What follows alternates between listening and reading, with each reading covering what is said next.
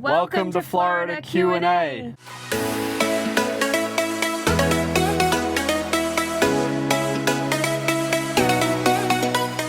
Hello and welcome back to the channel.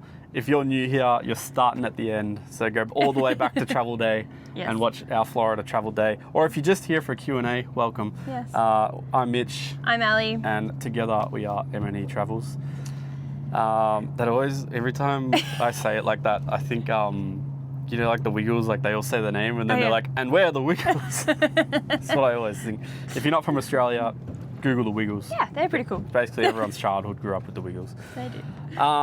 So yeah, as you can tell, we're on a boat. Yeah. In the middle of a lake. It might be a bit rocky. Yeah, we're currently on Lake Eildon, where we're up here holidaying on our houseboat. And we thought, it's getting very rocky right now. We thought let's record the Q&A on a boat for something different. Yeah. It's really hot here today. Yeah, so temperature today is going to be 39 degrees. Yeah. So quite warm. Super hot. So we're probably going to get sweaty. Yeah. But yeah, okay. So if you follow us on Instagram, you would have seen we put out a Q&A or ask people to ask questions of anything basically, mainly around our Florida holiday we've just done, but we've had some questions about other things as well. Yeah. So we had quite a lot of questions sent through, so we've picked sort of the main ones. Some kind of repeated themselves. There's a few questions that were asked very similar or the same. So we've compiled all those questions, we've got them here, and we're going to do the best we can to answer them for you. We haven't done a lot of rehearsing in answering these questions because we want to give you our sort of authentic answer. Yeah, like what comes first to mind. Yeah, what comes to our mind. So I've literally just typed these questions out to what got sent to us on Instagram. I haven't even really read them. Yeah, so I guess we'll take it away. So the first question we got was, do we have any tip for first time traveling to the USA and Disneyland Resort and California Adventure? So my first piece of advice traveling to the USA would be to get the MPC app. Yes, 100%. Because it will make your life so much easier. Yep. When you arrive, it will just be quicker and smoother, and we've used it twice now. Yep. And each time we've used it at LAX. Yeah, and we're through in 15 minutes, and that includes like getting our bags. Yeah, like it's so quick. So that would definitely be my first recommendation. Download that app. It's called the MPC app, which stands for Mobile Passport Control. Yeah. Basically, when you land, you jump on the app. You can set up your profile before you travel. Yeah. And when you land, they'll tell you what terminal you're arriving to. You can jump in the app, select that terminal, select your party, and essentially it does like your... There's like a facial recognition sort of thing. You have to take a selfie. That immigration form that you would usually fill out when you're coming back to Australia, that's all done on your phone rather than having to line up at those machines. And then when you get there, you go into your own line, and the other line might be like an hour long or 2 hours long. Yeah. And this literally gets you through in like, I think the longest we waited was like 15 minutes. That included getting our luggage. And that was the last time we went with two friends, and they had to do fingerprints as well because it was their first time. And that was like 15 minutes total. So highly recommend that. The next question we got is, what do we take into consideration when planning which parks to go to on which days, and are some days busier than others? I think definitely there's busier days. Definitely busier days than other days. I don't know that influences our decisions on what parks we're going to go to all that much though. No, because we always generally buy lightning lanes. Yeah. So it doesn't affect us so much. Obviously, like your weekends are going to be busier because you've got, people who live in the area or people that are traveling for the weekend and stuff like that. And one thing is, if there's any like special parties on, like Mickey's Not So Scary or the Christmas party, typically the day, say like Magic Kingdom for example, Magic Kingdom that day won't be as busy if you're not attending the party, because you have to leave at 6 anyone. o'clock, Yeah, a lot of people don't go there because if they're just buying a one-day ticket, you got to leave by 6 o'clock or 7 o'clock when the party starts. So if you want to utilize that start of the day when not as many people are there, then that's always a good option. I would say, if you had like a park hopper or something like that, you could go there that day, smash out like a heap of stuff because it's quieter. Jump over to Epcot or go to Hollywood Studios or something for the rest of the night. Yeah, and then with us planning on which parks we're going to go to for which days, we literally just plan that usually around our dinner reservations. Yeah, if it's someone's birthday and we wanted to do something on that particular birthday. Yeah. Or if we have like a tour booked like the Keys to the Kingdom tour. Yeah. So we might even change it sometimes. We might wake up and we thought we might have spent the whole day in Magic Kingdom, and then we've decided we only want to spend the first couple of hours there. Yeah. We will generally always go to Magic Kingdom on our first day. Yeah. It's kind of like an unspoken rule that we have. It's like just magical seeing that castle on your first day. Yeah, so that's like always first day. Yeah. But yeah, other than that, we definitely generally try and look, if like you're looking at like Universal, we try to go in the middle of the week. Yeah. Just because it's a little bit quieter, and we won't buy like any of like the fast passy things there because they're very expensive at Universal. So yeah, we probably take that into a little bit of consideration, but yeah. Yeah. Do we have a cost breakdown, and how do we go about saving for our trips? So a cost breakdown for our most recent trip, we didn't actually track it like dollar for dollar. No. The way we typically book our holidays is we don't actually enjoy knowing the exact dollar figure that we've spent on the holiday. So no, I feel like I'd freak out. Yeah, we typically like we'll book something and like pay the deposit, and then over time we'll pay it off, which you can do with like your Disney hotels and your park tickets if you're we're getting buying. some waves coming through, so it's going to get a little bit rocky. And then our flights, obviously, we sort of just book that once we've got the money just saved up to book them. We'll just book them. And we always are looking for like Good deals and specials and things like that. Yeah. Like we know for our upcoming trip that we're going on shortly, we got a really good deal. Like there was like a sale on or something. Oh, we're so getting real rocky now. I can see the gimbal of the camera working real hard to keep us level now. Yeah, like our upcoming trip, we got really good tickets. So like we will always look out for deals and things like that as well. Yeah. So, but a bit of a cost breakdown. I think our flights, I'll put this in perspective of the two of us. Obviously, we traveled with four people. Yeah. So the two of us, our flights, I believe, were, was it 2,300 each? 2,300 each return. So that's obviously flying Melbourne to LA, LA to Orlando, and then back. Orlando to LA, LA to Melbourne. Yep. Our accommodation, I believe the accommodation was...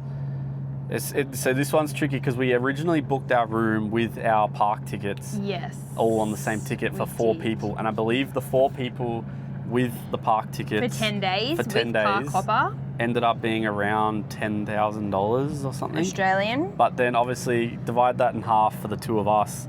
That was about $5,000 for us. And then where it gets a bit different is we then upgraded our 10-day passes to annual passes. So we had to pay a little bit more to do that, but it sort of made that really hard to track exactly how much we spent.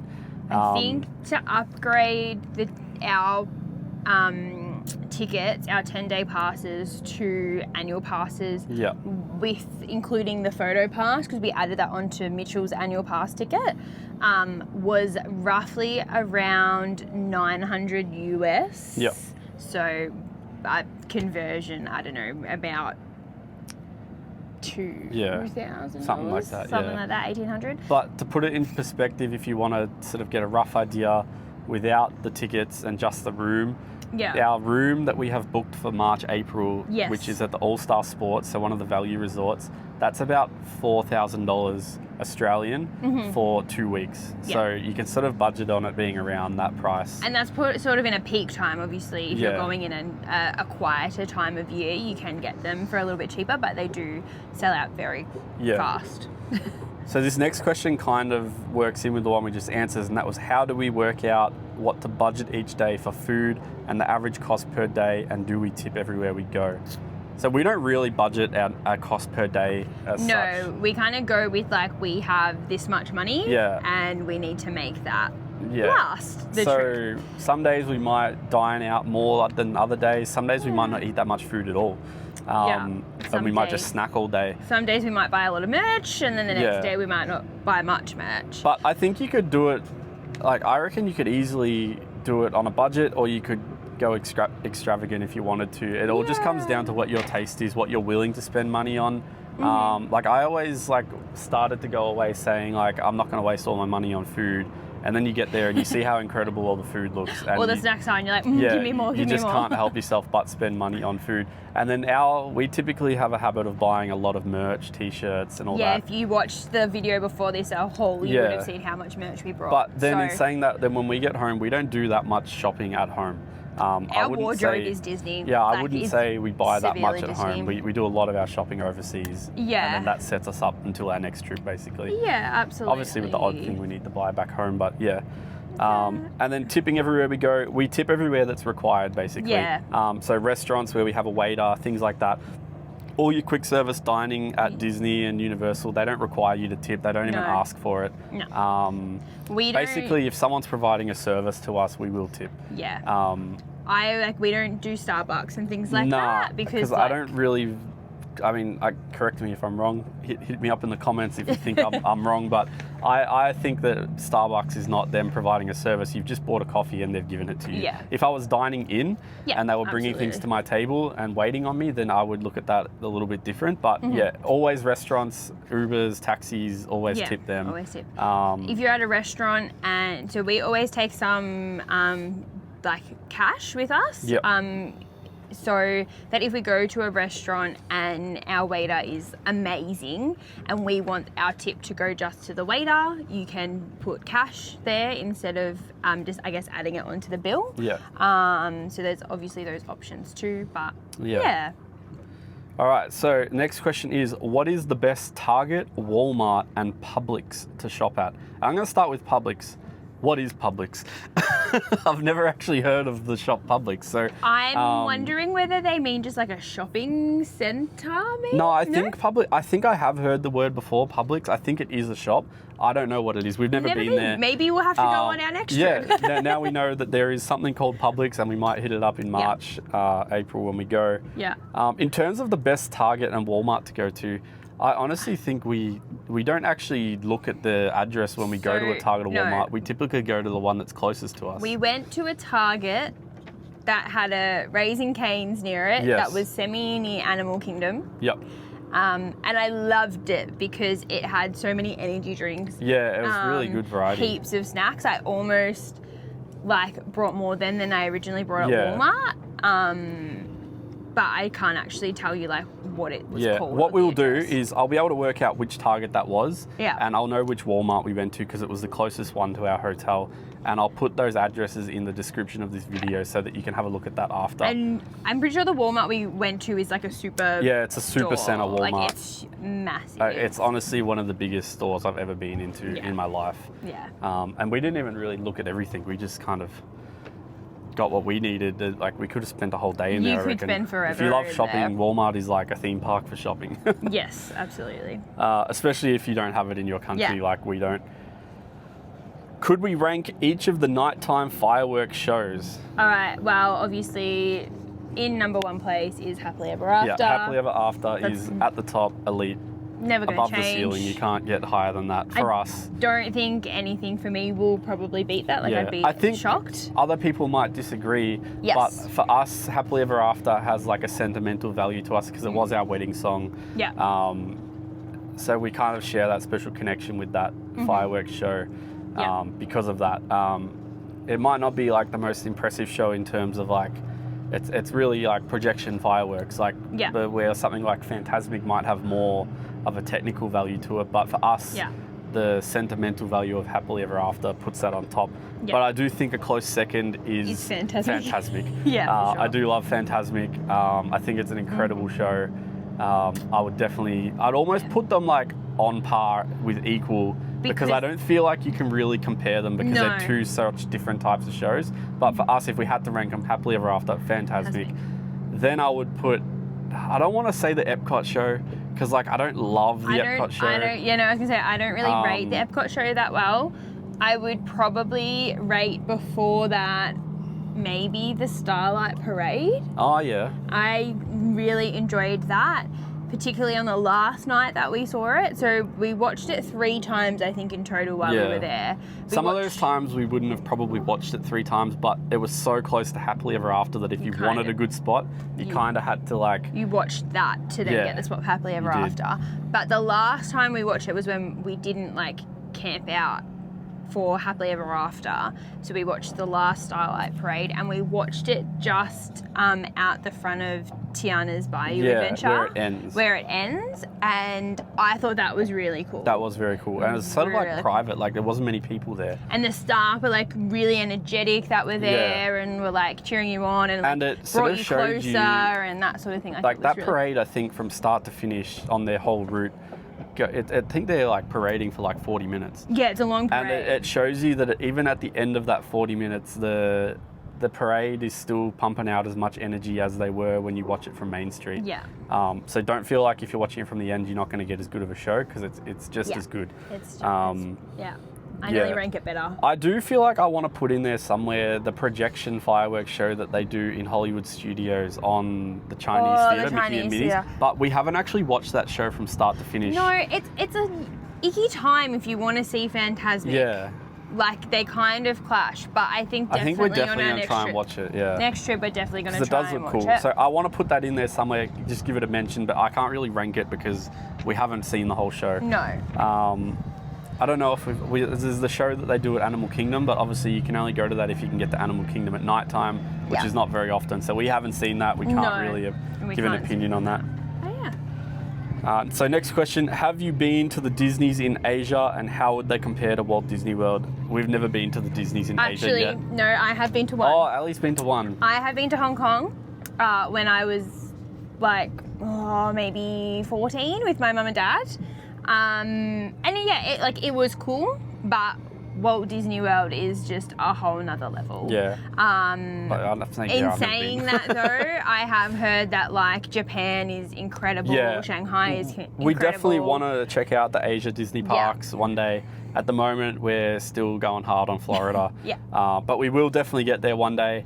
And we'd like to get to Europe as well to do. I mean, we want to do all the Disney parks. Yes. Even Dubai when that opens. Yeah. Or Abu Dhabi, I think it is. Yeah. So we definitely want to check that out when it all opens. Yeah.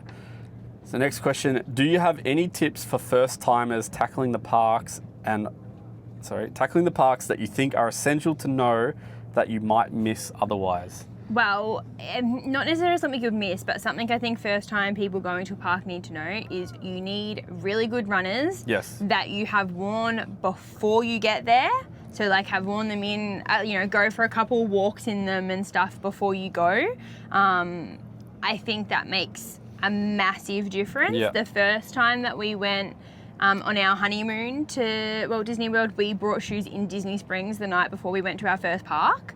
And we got sore feet, our legs hurt, everything like that. Yeah. Whereas this time, we both are obsessed with On Clouds. We had gotten On Clouds, we had worn them in, and look, yes, you're going to get a little bit sore, like if you're doing big days like we do, but it definitely made a massive difference to comfortability and to be able to keep going throughout the park. So for me, that is something essential that people might overlook if it's your first time. I also think utilize rope drop as well. If you don't know what rope drop is, that's essentially just getting there before the park opens. So the second they drop that rope that they hold to let people in, you've got that little period where the park's not super busy yet, and you can smash out a couple rides before the park gets really busy. In saying that, you can do a reverse rope drop as well at the end of the day. Typically after parades or fireworks shows, a lot of people start to go home, which makes a lot of the rides not as busy. Or if sometimes when there's like two parades and stuff on. During the parades. During the parades is also a really good time if you've like seen the parade or you're opting for the later parade. Like if you don't have young kids and stuff like that and you're opting for that later parade, that's definitely going to be a good option. But yeah, definitely rope drop. Like I look back at our trip and we did rope drop the first day and we splashed out Space Mountain and Tron all before like 9:15 when the park opened at 9 because we had early entry. And then we did it for Animal Kingdom with Flight of Passage.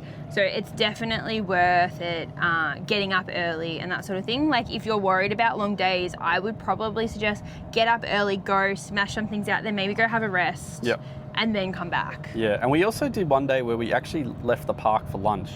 And that even gave it like a nice breakup of the day. We did. We left for a lunch once, and then we left for a Walmart trip as well, just like break the day up. And that, like, I guess we never thought we would do that. We were always like, no, go to the park, go. But we did enjoy it, and we know on our next trip that's something that we will be doing a little bit more. All right, so next question. What made you decide to start sharing Disney content, and is it a lot of work creating the videos? I think we wanted to start making Disney content because we learnt so much from watching other people's Disney content before we went on our trips. And we just enjoyed watching people have fun, and it looked like such a good memory for them to keep. Not only to share with, like, obviously, like, anybody, but like share with family and friends and things like that. Like, we know now, like, a lot of our friends and family will watch it, and that's like them living through our trip with us, and kind of like a really cool memory. Like, when we release them, I even go back and watch them. And when I'm doing the editing of the videos, I have so much fun editing the videos and like watching back. Obviously there's some stuff that we don't put in the vlogs that like are bloopers and stuff, of like things that just happen that like you probably wouldn't put them in the vlog anyway, but like they're just funny to watch. Absolutely. And I think the main reason is like we enjoy it to watch it back for ourselves. And we do really enjoy when we do put a vlog out and we get a message from people, someone like saying thank you for, like, they've enjoyed our vlog, they found it helpful. We really enjoy interacting with people who are watching our vlogs. That's probably like one of the most rewarding parts of it, I think. I get really excited, especially like feeling like you've helped someone, I guess. And being Australian, there's a lot of vloggers from other countries that aren't Australia. I find it Australian Disney vloggers aren't as common. So, I mean, I know there's definitely some out there. Because we watch some of you guys, but there's not as many as like international vloggers from Australia. So I think to get that sort of Australian perspective, talking about things in Australian dollars and stuff, we wanted to sort of be able to put something like that out there. I see there's a lot more new Australian accounts popping up, which is awesome as well. So can't wait to meet some of you guys and interact with you. And in terms of creating the videos, there is quite a bit of work that goes into that. The first couple times you start vlogging, it can feel quite unnatural as well, because you are talking to a camera, and you do feel like, I find in Australia you get a bit of judgment about talking into a camera. I was just going to say that. We always find, like, travel day when we're in Melbourne Airport and we're filming and doing content there, you get lots of looks and people are like, what's going on?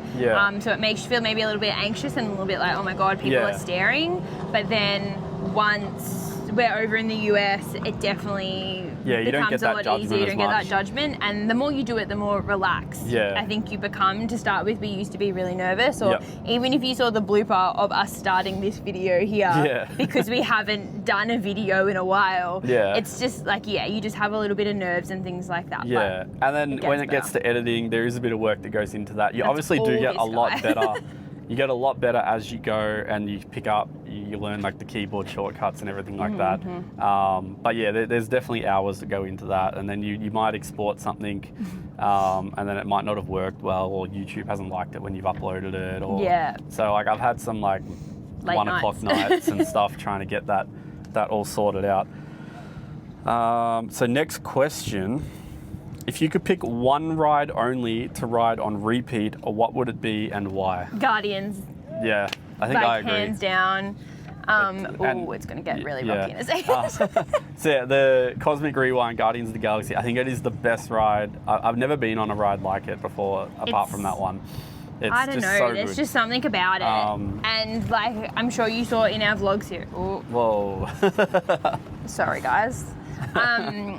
I'm sure you saw in our vlog series, we had our friend Sarah with us, and she was not a fan of rides or roller coasters, but she also loved Cosmic Rewind. It's I don't think it's a roller coaster that throws you around much. No, it's very smooth, but you get, it's a good variety of, like, I guess, roller coaster action as well at the same time. So if I could only do one, it would definitely be that. But I think a very close second for me, Mickey and Minnie's Runaway Railway. Oh yeah, you're obsessed with that. I mean, that could be controversial. I don't think it might not be everyone's favorite ride. I just love it. I don't know why. I don't know. I could ride that ride one after the other. Like, I'm sure you saw in the vlog series that we went to ride it, and the pre-show was not working, so you just like got to walk through onto the ride, and Mitchell threw the biggest tantrum because the pre-show is like one of the best parts of the ride. So obviously for him that's a very close second. So is there anything we are going to do when we go back in March that we haven't done before? Yes. Yeah, I think we're actually going to try and do a lot of things that we haven't done before. Yeah, we're definitely going to do some new dining reservations. Yeah. We're staying at a new resort. We haven't stayed at the All-Star Sports before. Always stayed at Pop, so we're staying at All-Star Sports. We're gonna do at Animal Kingdom the Wild Africa Trek. Is that what it's called? Yeah, it's like the high ropes tour thing that you get to do that comes either depending on the time with breakfast and lunch. So I'm really, really excited to do that. That will be really cool. Yeah. And I think we're just like, we've always gone on trips and been go. Yeah. And we have definitely said that we want this one to be a little bit more relaxed. Yeah. We say that, we're probably going to get there and be pretty full on still, but we are definitely doing things that we haven't done before. Restaurants. Yes. We're going to do some activities. We want to get out of the parks a little bit and try and explore the area a little bit more as well. Yeah, definitely go to some restaurants outside of the parks as well. I don't know if we've... We haven't even really discussed this, but I wouldn't mind checking out SeaWorld, which looks really cool, but we haven't really worked out when we would fit that into the trip. But if not, we are planning to go on another trip, so it could be in that next trip as well. We did consider hiring a car this trip, but just when we worked out how much we spent on like Ubers and Lyfts last time to the car hire, it kind of came in the same. Yeah, or actually I think the car hire was going to be a little bit more. So obviously you have a little bit more freedom with a car hire, but I think we'll be all right with it. I think we'll be fine. So yeah, we've opted for no car this time, but we might be something we do in the future. So other than America, what is the next Disney destination you would like to go to? I want to say Japan. Yeah, outside of America, I would say Japan. Japan would probably be my number one. I don't even know why. I've seen really cool videos of it, and it just looks like a good vibe out there. Definitely looks amazing. Yeah. I've obviously been to Hong Kong, so I feel like for me that would be like last to go back to. Yeah. There's a big fish in the water there. You see it? Oh, jeepers, that's huge. Sorry guys, we're getting distracted. Bad fish. All right. Next question. What are your favourite Disney movies and characters? Well, if you haven't picked mine already, mine is Rapunzel. Why would they pick that? Well, because I speak about meeting Rapunzel a lot, and I have my Rapunzel bag and all of those things. So my favourite movie, I think, is definitely Tangled. Yep. Because I love Rapunzel. And favourite character, Rapunzel. Yeah. All right, my favourite Disney movie is Cars. Yes. I love it. I reckon I watch it like at least once every 6 months. I would say more than that. I don't know. I love it. I just think it's such a great movie. But in saying that, Lightning McQueen is not my favourite character. For me, Mickey Mouse is just the top character. He's like what Disney like represents. Like he started it all. So he's my favourite Disney character. We also very much love Moana. Yeah, we do love Moana. Obviously, our dog's name's Moana, if you didn't know that. Yeah. And we quite like the Moana movies and stuff. I'm really excited for the live action Moana. That'd be cool. Yeah, that would be so cool. What is your favourite food at the parks and favourite souvenir that you've brought? Favourite food? That's the hardest question, I think. That's so hard. We have so many favourite foods. Look, corn dog nugs. They are pretty good, yeah. They are amazing. In saying that though, when we went on this trip, we had the cinnamon scroll from Gaston's Tavern. Oh, yeah. And that, I think for me, almost went above. Almost tops it? Almost. Like, I've been craving that. Like, I know that first day back at Magic Kingdom, I'm getting a... Yeah, I think I'll have to agree with both of them. Favourite souvenir that you bought? Favourite souvenir? I know what mine is. Okay, you go first then. My Disney Crocs. Oh, your Crocs. Yeah. I wear them all the time now. I love them. Obviously, I love all my t-shirts I buy at Disney. I wear them all the time as well. I got too many favourite souvenirs. The corksicle drink bottle I brought, I use that a lot now. You do use that all the time. And so good. Yes. What about you? Oh, it's a hard one. I'm going to say the souvenir that I get the most use out of is, and I don't even know if we showed this in the haul because I think we forgot, but I got the Walt Disney black like tote bag, and that is now like my work bag. So I use that every single day it's fantastic. It fits so much stuff in it. Like I get the most use out of that. But yeah, I love everything that I buy, obviously, because I buy it for a reason. I love my Spirit jerseys. I love my t-shirts, that sort of stuff. And high on my list this time is to buy Disney Crocs, because I didn't buy Disney Crocs. Super jealous. So I will be buying Disney Crocs this time. Highlight of the trip? Keys to the Kingdom. Yeah, Keys to the Kingdom, I think. Has to be a highlight. If you have the chance and you can fit it into your budget to do the Keys to the Kingdom tour, I highly 100% recommend it. I'm not going to talk too much about what happens there, because I think it's half the impact of it is like the surprise of like, oh my God, we get to do this. It's worth, I'm just going to say, it's worth every cent that you pay. It's incredible. It's one of the best tours I've done. We did a lot of the studio tours in Hollywood when we were there. I would put it above, or at least on par with the Disney Studios. You tour. go through emotions, let me put it that way. Yeah, it's so good. You go through like being really like joyful, happy, excited. Then you go through this emotion of like, I don't know, finding out history and stuff, and it's quite emotional. But yeah, if you really like Disney history or into how things work and that sort of stuff, Keys to the Kingdom, and it was definitely my highlight. Yep. Do you prefer Disneyland or Disney World? Disney. Oh. Look, I'm going to say I like them both for different reasons. I still think Disney World wins. Yeah, I think Disney World wins. Disneyland is incredible. It's got like such a good vibe. And it's got that kind of like small, don't get me wrong, it's not small, but compared to Disney World, it's small. Yeah. But it's got that kind of like, everything is close by and you can get it done, and you can really utilize your time really well, especially if you have a park hopper to get into California Adventure. But Disney World is just on the next level, like in terms of the amount of restaurants, activities, resorts you can explore.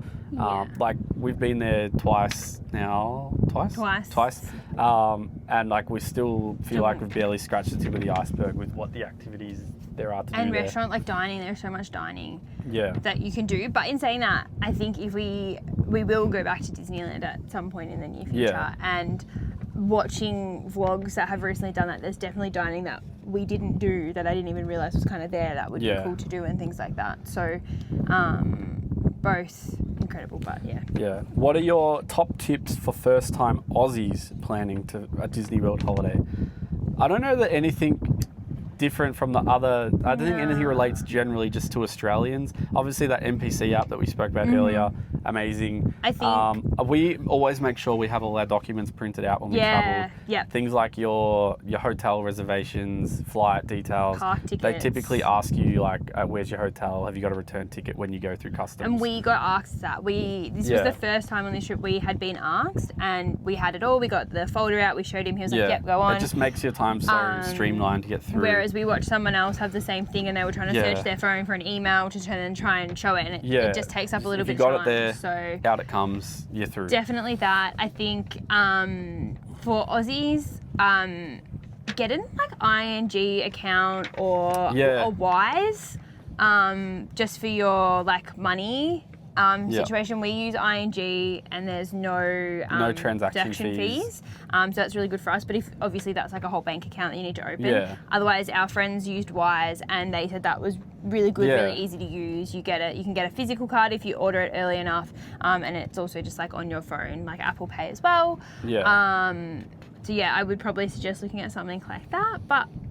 other than that, I think all the tips kind of are the same. Yeah. The other thing I would probably say is the Australian media tends to have a lot of negative opinions on America, and I feel like they try and sort of scaremonger a lot of Australians of going to America. All I would say is it's nothing like that. Yeah, we always get like, I can't believe you're going, like have you seen what's been happening there? And then like we've never ever had that experience. We've gotten there and like nothing that you hear about on the news in Australia do you even talk about in America. Like the people there are so lovely. They're the friendliest staff members I've like ever dealt with. Of like hotels, restaurants, resorts, theme parks, like, and they're just really happy to interact Uber drivers with you. And stuff. Majority of them are really good. They love talking to Australians. If you have any like inch of fear of traveling to America, I would just say don't even worry. Like It's obviously like any city, like there's dangerous areas. Yes. But if you're sticking to the touristy areas and you're being sensible, no different to how you would in your hometown, you have absolutely nothing to worry about and you will enjoy your time there. Yeah, absolutely. So last question, what websites do we use to purchase our accommodation and Disney tickets? The Disney. Yeah, we Disney purchase website. everything directly through Disney and Universal. We've never booked through third-party apps before. No. Don't get me wrong, I'm sure you can. I've heard some people do. Yeah, attractiontickets.com. And stuff like that. I think Klook as well is another place you can book. We've just always booked through Disney. Obviously, because we have the annual pass, we get discounts with certain things. Yeah, so that's why we do that. But yeah, we've always just booked directly through Disney. And because we're staying on property, it seems to make sense to book it through Disney. We've never had any issues. Yeah, if you're staying off property, then it might, obviously you can't book through Disney. So it's a bit different. A bit different. But yeah, that would be where we book our stuff from. I can't see that changing anytime in the near future. No, I can't. And like for us, obviously, because we, as Mitchell said, we have those annual passes, like we do get significant discounts and things like that. Yeah. So obviously a tip that if you are planning to go, like work out how many, if you're planning to go more than once in a year, in a 12-month period, I would definitely calculate and have a look at that, at how that would work. Yeah, it definitely worked out good for us. It worked out good for us, and even like while you're there, just the little savings you get on food and merch 20% and stuff like off that. Merch, 10% off food, dining. It's kind of evens itself out pretty well. Yeah. And we also got 2 $100 gift vouchers for buying annual passes as well. So we didn't spend them on our last trip, so we'll spend them on this trip. They went to the junk mail and didn't realise till we got back. So yeah, we've obviously got them to spend. But then we also got $50 or $100 voucher for doing a DVC tour as well, obviously. Which is still something we're heavily considering. Yeah, at some point. Obviously, it is a lot of money to like commit to, so we keep thinking about it. We're working out whether it's worth it for us in the future. Yeah, obviously it's one of those things that you have to go over there organised with, because you can't purchase DVC from Australia. You have to be in the US to do it. Which I think is different if you're from the UK. I think you can now purchase it in the UK. Yes. Because they have an office set up there now. But we can't, so obviously something that we will look at. But yeah. But apart from that, thank you so much for watching this Q&A video. Thank you to everyone who's liked, subscribed, commented, sent us a message. Mind you, if you feel like subscribing, hit that button down below here, wherever it is. Somewhere down here. I think our stats show us that only like 45% of you guys have actually subscribed so far when you're watching. So that other 55% of you, we're on to you. Subscribe. Hit that subscribe button. Follow us on Instagram. It definitely motivates us and helps us to keep making more content for you, which we love doing anyway. But when we get those messages and those interactions, we get a real kick out of it. So keep them coming through. In terms of our next video after this one, we're going away to the Gold Coast up in Queensland, Australia, for like a little 3-day getaway. We are going to vlog that. It's only 2 weeks before our Florida trip that we are going. So we're going to go away, we're going to film it. I'm going to try and smash out those vlogs as quick as I can to get them out before we head to Florida, so that everyone can enjoy a bit of Australian content as well. And let us know if you want to see any content of up here in Eildon. Obviously we holiday on a houseboat up here. Beautiful day like today, we do a lot of boating and stuff. If you guys want to see any of that content, let us know as well. And we can start making some of that content too. If there's any content like people are watching like from the UK or any other countries, and there's things you want to see like Melbourne and stuff like that, like we're so open to making just content. Let us know. We love making content and videos of what we get up to. So but we also want to tailor it to like what you guys want to see as well. So if there's something you want to see that we're not showing, let us know and we'll do our best to try and show you that. But yeah, so follow us on, what's that, English?